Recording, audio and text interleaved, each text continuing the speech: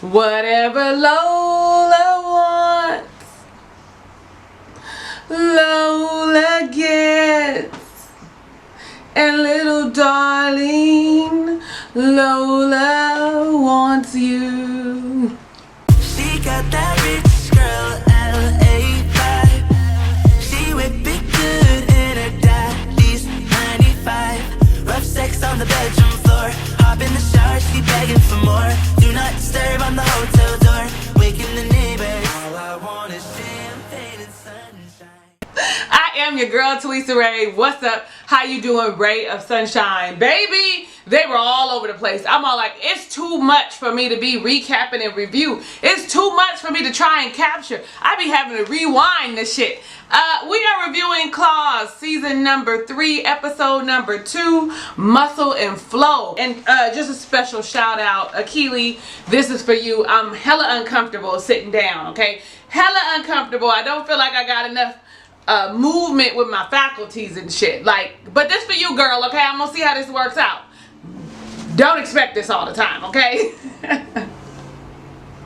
So when they open up, we see that they have the salon back. They went to the auction and Nail Artisans is there. I do like how they did the intro as if it was like a Paramount movie. You know how they show like a gangster movie, how they show them walking and they hit everybody's name. When they get inside, you know, it's a little dusty and stuff, but everything is exactly how they left it. But what she says is, she, Desna, well, one person needs to be at the casino all the time, and so I have all of you some jobs except for Virginia, I need you here. In the process of this though, Clay comes in and is pretty much asking Desna back. He wants his license back so that he can be able to run the clinic. He's pretty much begging Desna, you know, to help with the license because he can't get it on his own, and so because he can't do it, Desna uses it as her leverage. Okay, it's $1,000 a month for this license.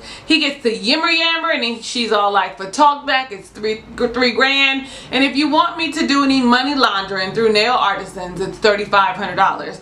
And Toby's over there, honey, writhing. He's looking like, what? See, Toby's a problem. Toby's a problem. Toby is a problem. Right after Uncle Daddy leaves, Roller comes up. They have a little some words of exchange because Roller ain't fucking with him.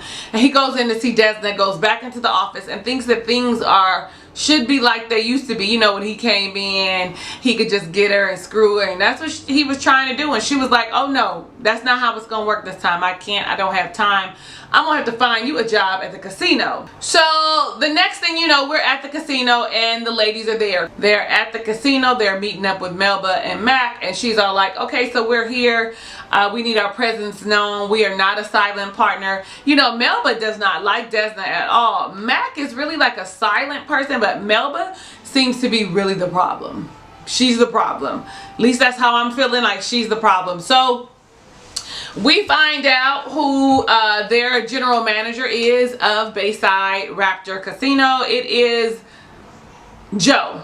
Okay, and when they say that, oh, well, I want you to meet my general manager. Like, I ain't never known a place to have 2 separate general managers, but okay. And it's Polly, and Polly goes right into character. Honey, this woman comes up with a story about somebody who, I don't know who it was, can't remember, but they were, you know, oh, she used to work at Treasure Island, she used to work at Treasure Island in Las Vegas as a general manager. You have heard of that place. Like people can't really figure out what you can and cannot do. Oh, let me back up and say though, when Melba sees Quiet Ann, she goes up to her, bends down, kind of looks her over. It's really kind of creepy, but I think she has like some kind of sexual fixation for 1, women, and for 2, like things that are urban, okay, things that are not preppy, up and up, I don't know, upper echelon, trying to find the right word, but I can't because it's weird. She then says that Quiet Ann is going to be the head of security. Well, they already got one, right? Ain't never heard of 2 head of securities, but I guess this is Claws, where they can do anything. Then you see, then Jen is part of the VIP concierge area. Then there's also Miss Florida Muscle going on, and Desmond's like, Quiet, that's me and Quiet Ann, right up our alley, and she's all like, no, I'm handling that. It's all like Melba's like, okay, you know, I don't want y'all here. I don't want y'all infiltrating nothing. Y'all is messing up stuff. Get the fuck on, mind your own business. So then we see that the clinic is open and it is cracking. You hear me? Cracking. You see Ken talking to Bryce, and because Ken has been blowing up Polly, because you know Polly put it on him, okay? And Bryce is like, hold up, 10 times and she hasn't responded.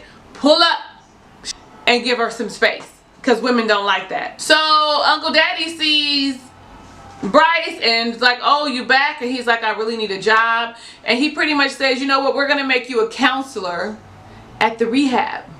Not here, but the rehab. So I'm all like, oh, so the rehab is still going. It's still on the up and up. We hadn't heard anything yet, but I guess it is only episode number 2. So I was like, okay, cool. So of course, Melba and Mac do not want Desna's presence at the casino at all, okay? So the plan is to keep her so busy, run her ragged, that she's not gonna know what to do, and she's gonna run back to her salon. Don't know Desna, do they? And what's funny is, right off the top, I'm feeling like, Desna, did you bite off more than you can chew? Because as she's being shown the monitors by the head security, she sees like the shady Mormons. She gets a call from Quiet Ann about them. They are talking to Melba and Mac on the casino floor. But at that same time, Virginia is calling. The alarm is going off at the salon, and Virginia does not know what to do. Dean is there. It's too much noise. It is bothering him and triggering him. And then security comes in and says, hey, we have a problem on the floor at someone's reading the cards or counting cards, I want to say. Well, she says okay. She comes out and she goes straight to Melba and Mac, introduces herself to the shady Mormons, and all of a sudden a fight breaks out from the 2 female muscles, okay, the bodybuilders, and they are fighting, going at it in the casino. Chips are flying around. Again, a distraction, because she turns around and they're gone. Okay, you're never gonna know the business, because we're gonna make sure that there's so much chaos going on you have no clue. When Quiet Ann gets there and they break everything up, we see Jen heading to the salon, and baby, honey, her baby daddy. They just talked about the baby daddy at the beginning, and I was like, well, you know, she was excited because they, you know, her family's back together. They don't have to worry about Black Daddy. But honey, EJ is out, honey. I wanted him out last season. He is out. He is on parole and he is here. He wants to see his daughter. Come to find out, he has never even met Brienne. You hear me? So he's all like, I want to see our daughter. She said, I'll call you. You can see she's visibly nervous, and she goes into the salon. While that's happening, so now Desna's there. She had to turn the alarm off, and Toby comes in. In the meantime, Desna is probably trying to pep talk Dean like it's okay. He's got the whole revenge thing going. Talks to Toby like, help me, shut up, mind your business, help me find out who tried to kill my girlfriend. And at this point, I think, oh, Toby sees his opportunity. He sees the opportunity to get under Dean's skin. I know how to get in. So you gotta watch Toby. Toby is gonna be a problem. At least that's how I feel. If you feel the same, let me know down below in the comments. Now remember, Polly is now the co-general manager. So she moves into the same office with Joe, and Joe walks in. Honey, I think Joe and Polly are the same. You know what I mean? Like, something's wrong. But I think she has like some type of affinity for him, because he makes mention about how Melba and Mac took him in as a young child, and then he says that he had some misdemeanors, armed robbery, assault, and arson, and she's all like, those are felonies. So you know that he made the story up. Right? So she's intrigued at the fact that he's fucked up in the head like her, that he's got some issues. You can see that she's very much attracted to something about him. I mean, if you agree with me, y'all can do that, okay? Because I really feel like that. I feel like, you know how a spirit recognizes a spirit, or energy recognizes energy. You know people that are like-minded. You recognize yourselves, right? So you end up being kind of attracted to them. We cut to Virginia and we see her using her Reiki healing energy. I'm all like, oh, they wasn't playing with us. They said we gonna really boost her up. We finna show y'all what she can do immediately. And evidently Clay bumps her. She feels it, that he's got too much on his plate or something is bothering him, and she brings it out and she asks him about it. And you got to let it go. And there's something about the way he's looking, or the way she's looking at him, and the way they're interacting, that makes him just break down and cry. And then she does the Karate Kid move, right? Energy, that's what this signifies.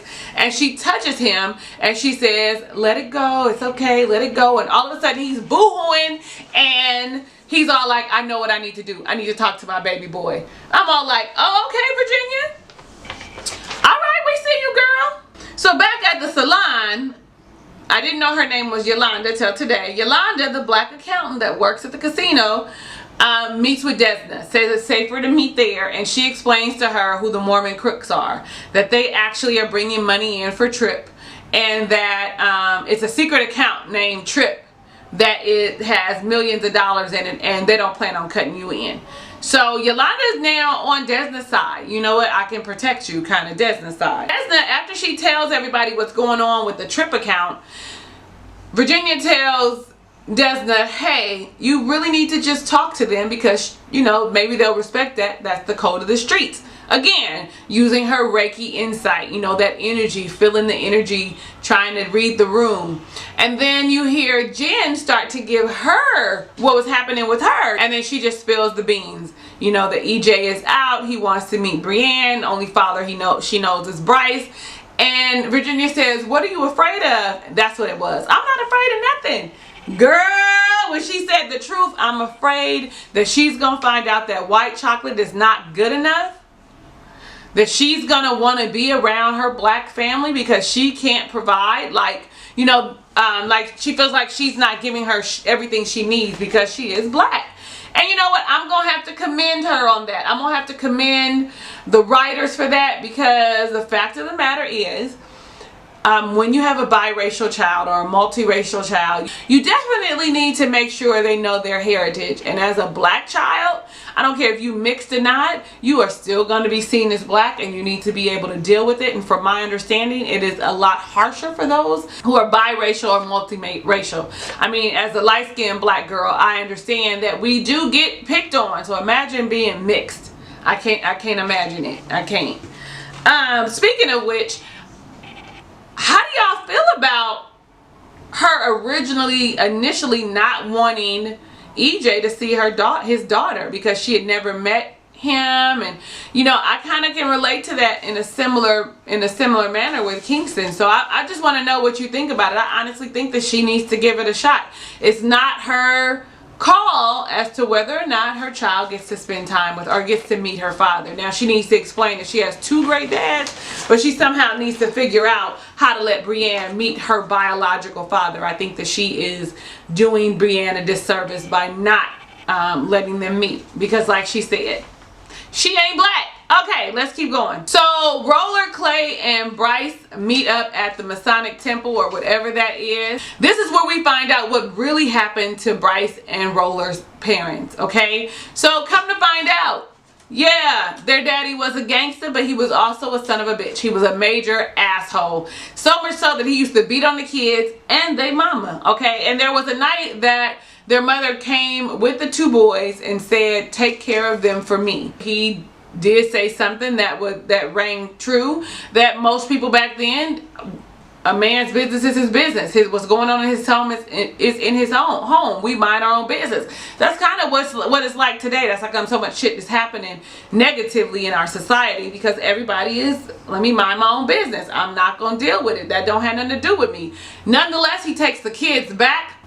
His brother beats their mother to death. Like, he was extremely abusive. And when he goes back and he finds out that he killed their mother, that he beat their mother to death, he shoots and kills him. Feels horrible about it because, of course, that's his brother. But also feels responsible because he shouldn't have took those kids back. So because he felt responsible, you know, he killed his own brother. He then went on to say, I really wanted to just come clean. I feel bad about killing my father. Roller's like, fuck you. I don't care.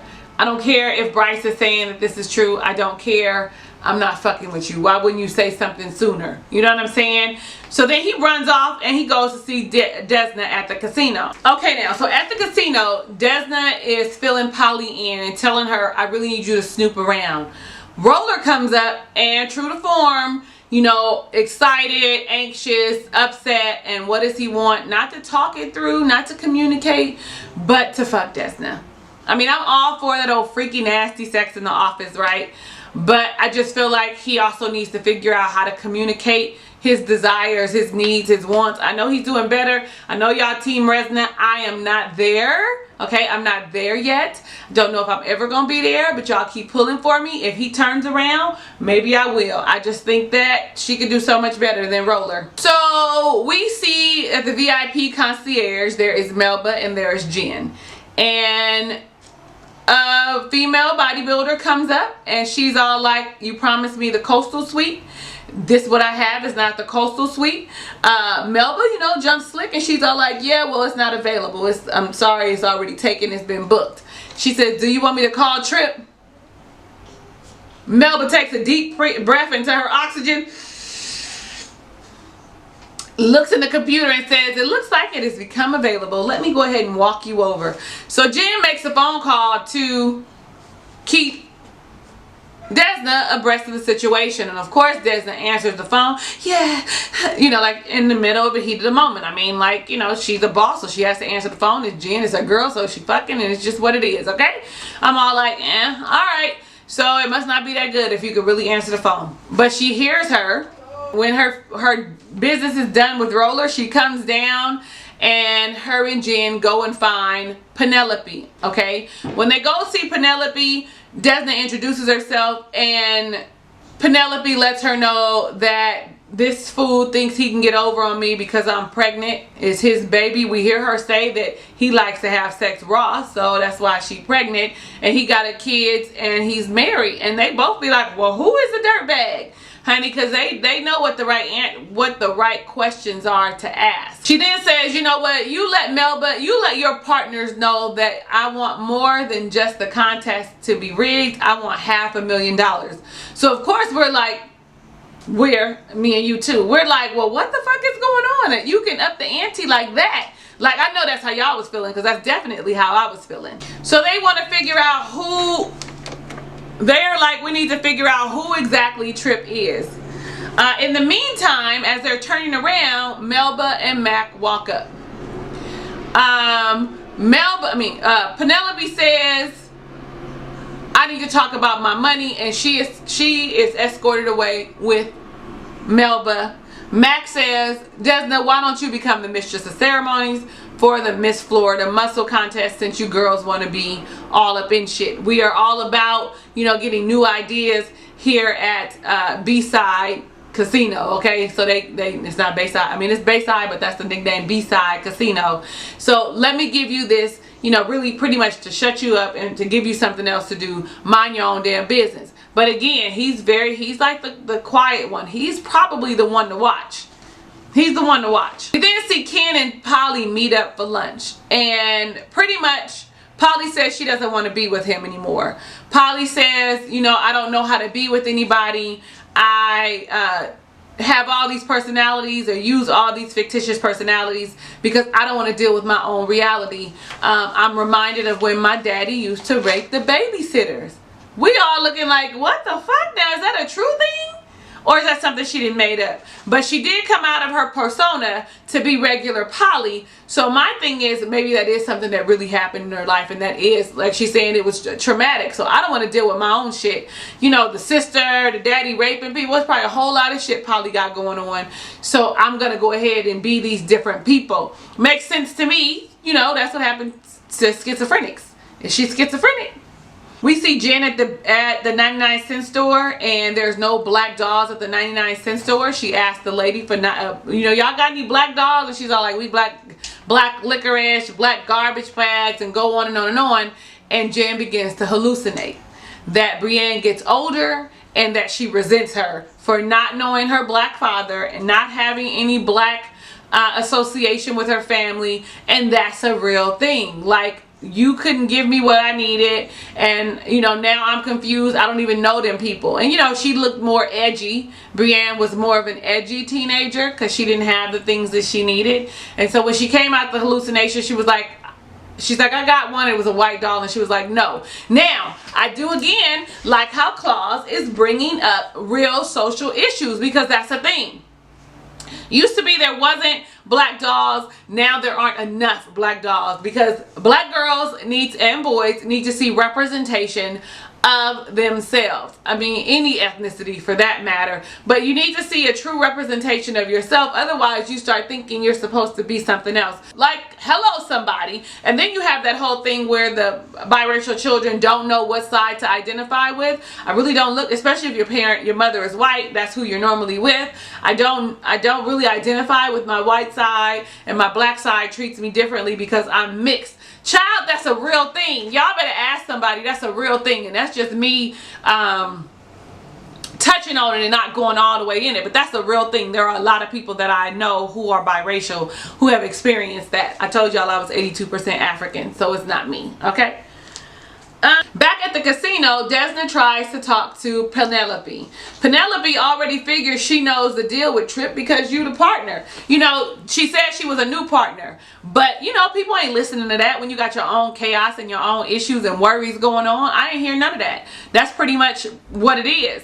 And as such, the phone starts ringing. Okay? Who is it on the phone? Virginia. They need a new ventilator because of the health department is there. Then here comes the security guy again. She's going to have to figure out how to do more delegating, how to manage all the chaos everywhere. When she turns around, Penelope is gone. Okay? So she missed her opportunity yet again. She looks over and she sees Melba, Mac, and Joe talking, and they're kind of whispering. And, you know, they looking at her, look at them, and you know it's a shady situation. So she ends up going upstairs, and I don't know what the lady's name was, but it's a friend of hers, and she asked her to read her lips. And I think it's because she's partially deaf and she can read lips really well. And what she sees, what she relays to her, is that they are actually going to plan on killing Penelope, that she won't get a chance to cash that $500,000 check that they gave her. Okay, things are getting real interesting. So Jen meets up with EJ at the park. You know, they have one of those memorable moments. You could tell that she really did love EJ before he went to prison,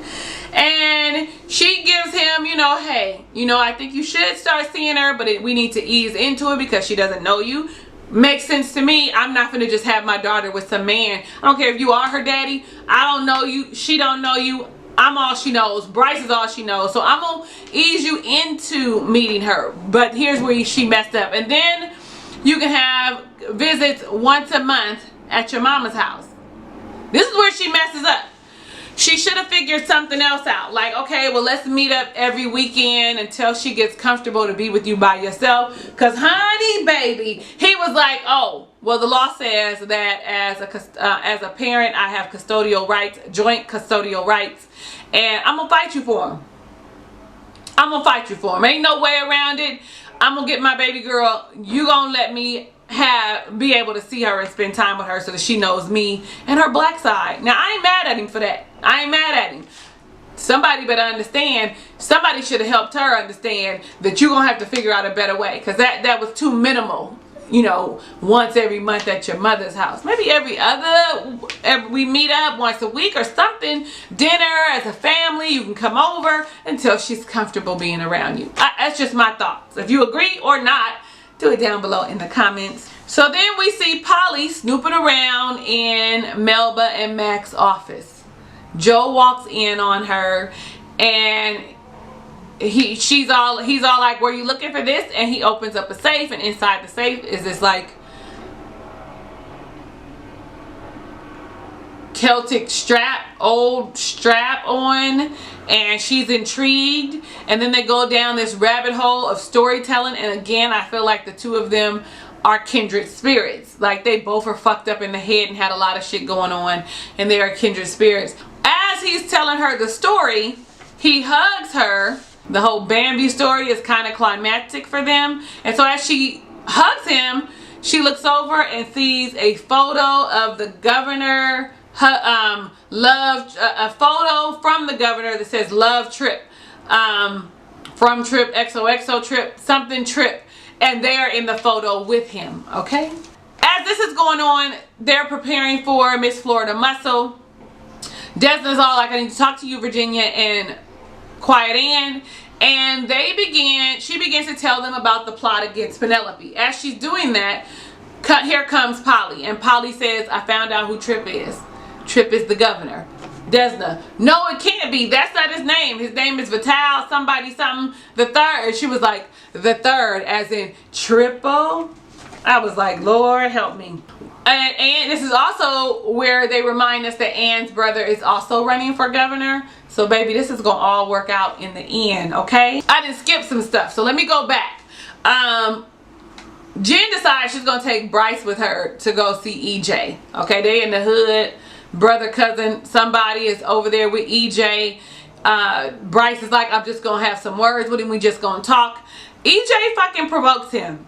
They should have known better. EJ provokes him because I believe EJ could have whooped Bryce's ass, okay? And EJ allows Bryce to whoop his ass, get his mouth all bloody and everything, because cousin, brother, whoever, friend, whoever that is filming it. It's all a setup. You are going to, I bet you now I can get sole custody, because now it looks like Bryce is enraged, like he has an anger issue. I mean, that's pretty brilliant. He been plotting on this. You probably should have called him. You probably should have took your baby to see him, because baby, he is not playing with y'all. He is not. So I don't know how this is gonna work out. What y'all think? Do you think that he's gonna end up having sole custody, joint custody? She gonna end up cheating on Bryce with EJ? Like, they are setting us up for a multitude of storylines that will carry throughout Claus's life, right?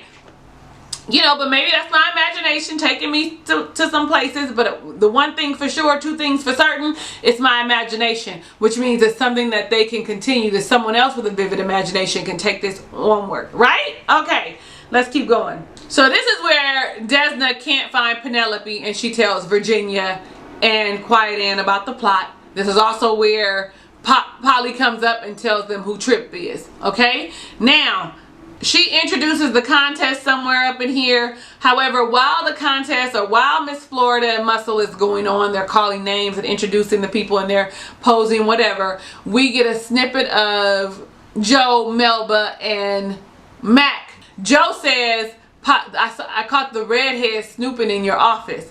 And Melba's like, I told you I didn't want her here. This is going to be a problem. Because what if she finds out that the tribe is fake? Fuck you mean the tribe is fake? Y'all, I was like, they play too much. The writers of Claus play too much. But I'm here for all the playing that we're doing. La la la la la la. Let's go ahead and ring around the rosy, because baby, I'm here for the games.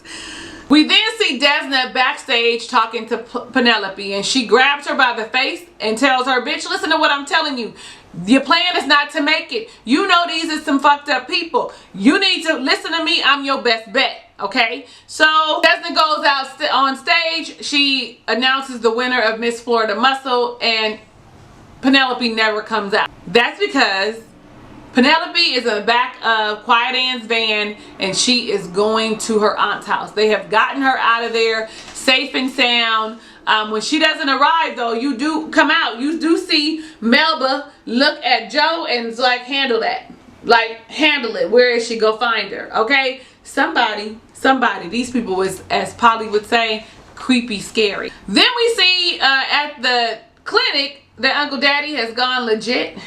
That his angel, Virginia, has helped him see the light. They are now a legitimate business that will help people, and only people that will get scripts are those who actually need them. Okay, this is something.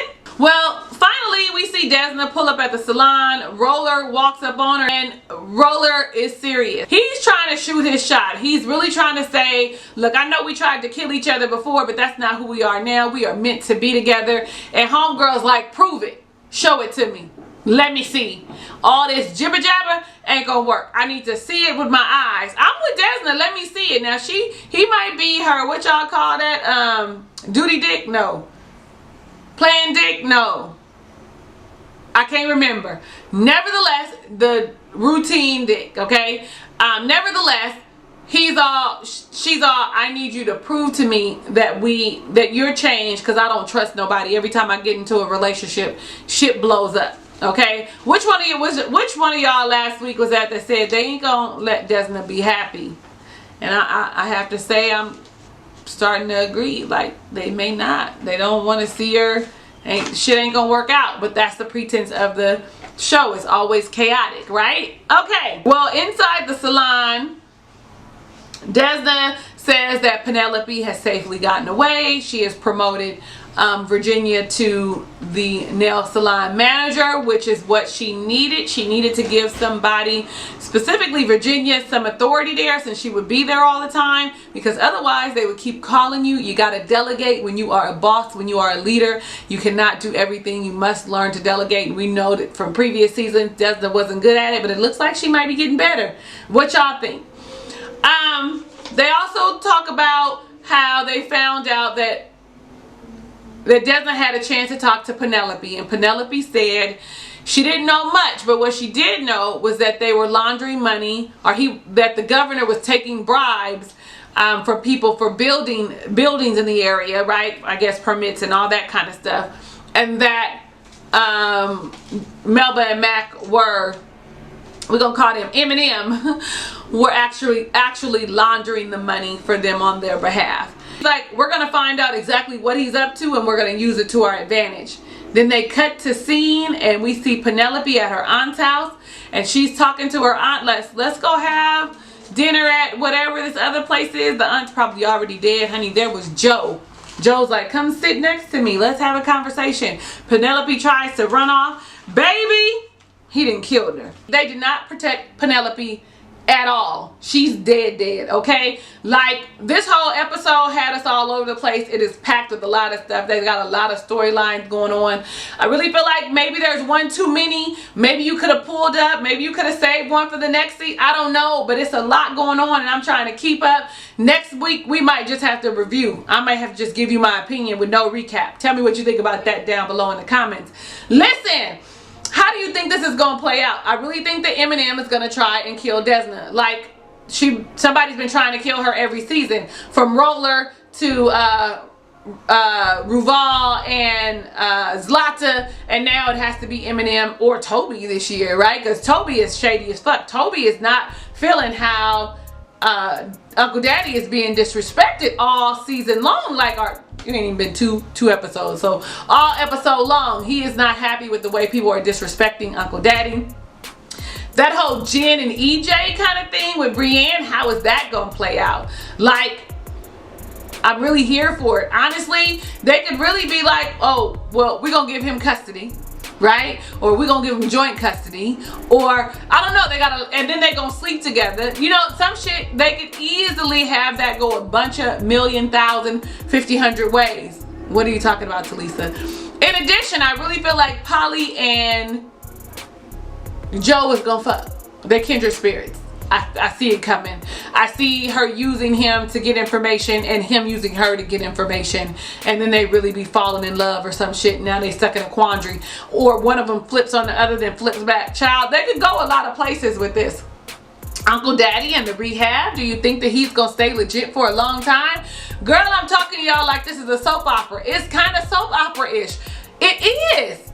I am your girl, Talisa Rae. Thank you so much for watching my review of Claws season number 3, episode number 2, Muscle and Flow. Listen, if it's your first time visiting my channel, click the subscribe button, become a ray of sunshine.